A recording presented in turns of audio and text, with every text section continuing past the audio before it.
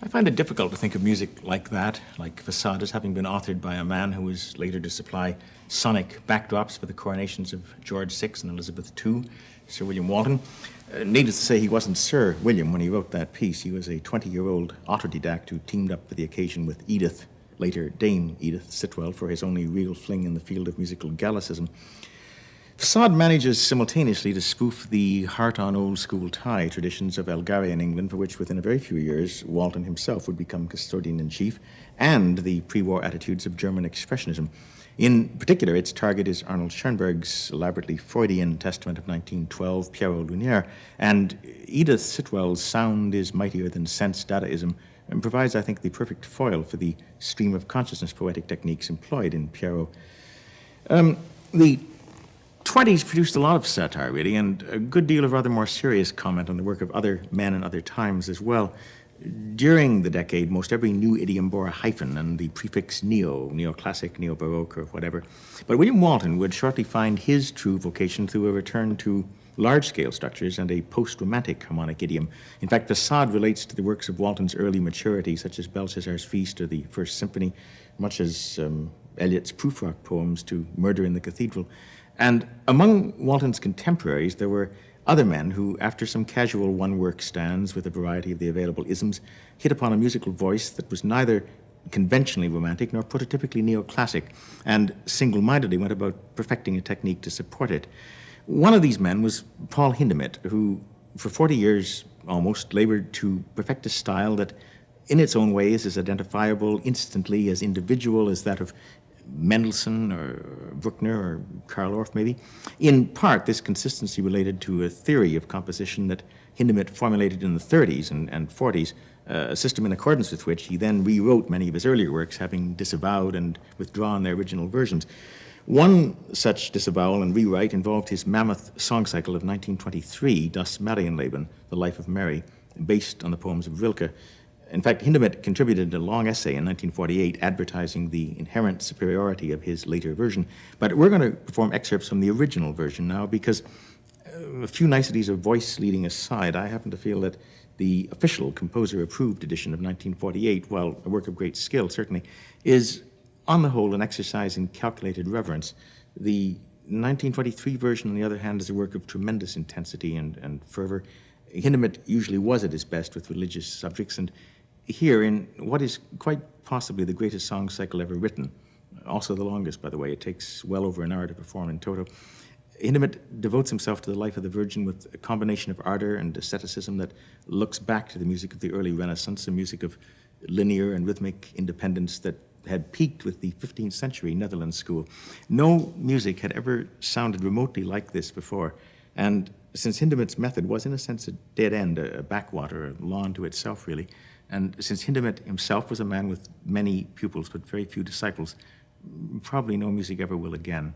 Roxlana Roslak is going to sing 3 excerpts from Hindemith's The Life of Mary, Joseph's Doubt, The Announcement to the Shepherds, and Pietà.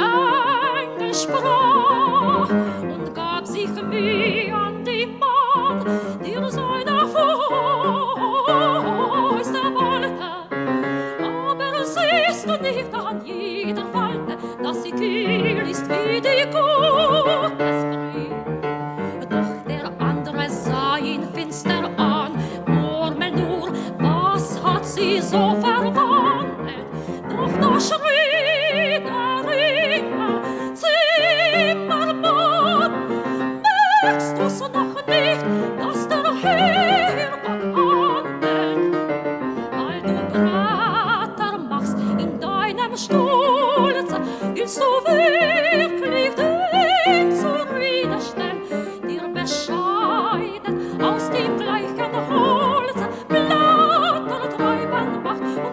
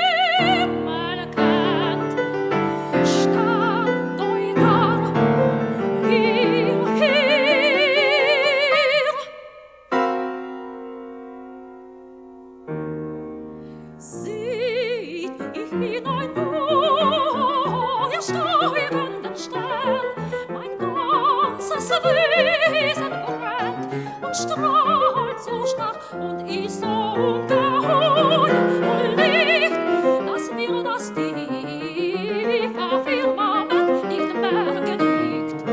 Lasst meinen Glanz hinein in euer Dasein.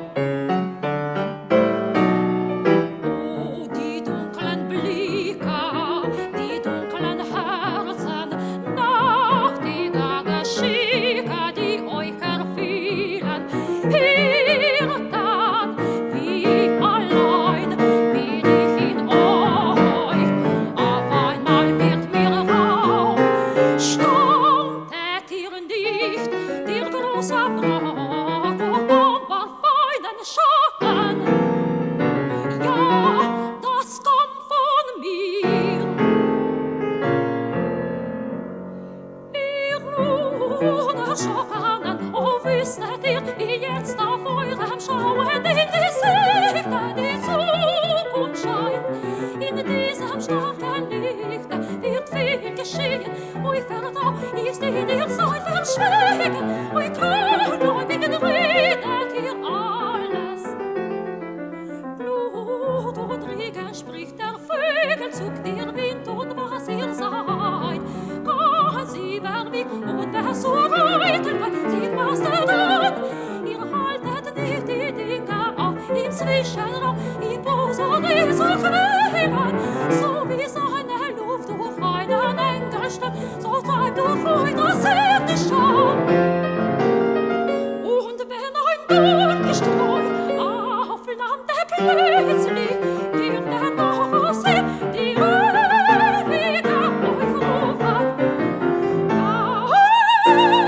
Cherubim, wenn sie geruhten, geben euer Herde ein Heer zu schreiten, wunderten euch nicht, ihr stürztet euch auf euer Angesicht. Bietet an und nennet dies die Erde. Doch dieses Wort soll ein neues sein von dem, der Erdkreis ringen, der sich weitet. Was ist eine der nicht uns? Gott fühlt sich ein in einer Jungfrauschoß. Ich bin der Schei von ihrer Ähnlichkeit, der euch geleitet.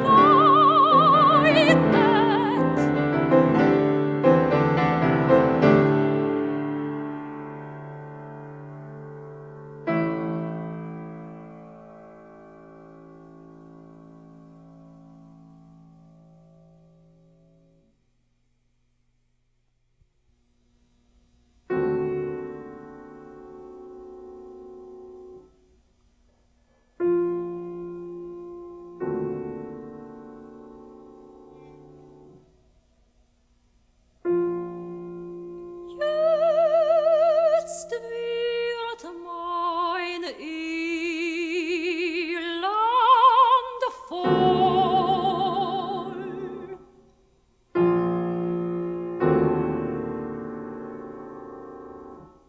Und namenlos erfüllt es mich. Ich starre wie das Steins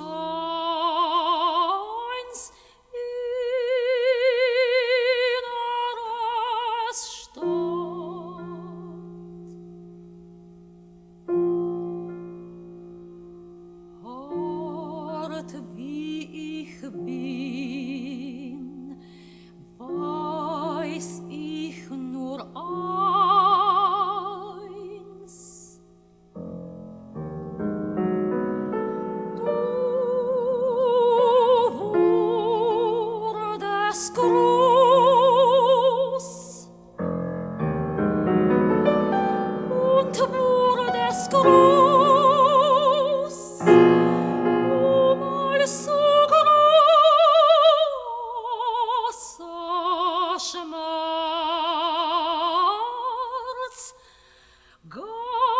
über meines Herzens Fassung hinauszustehen.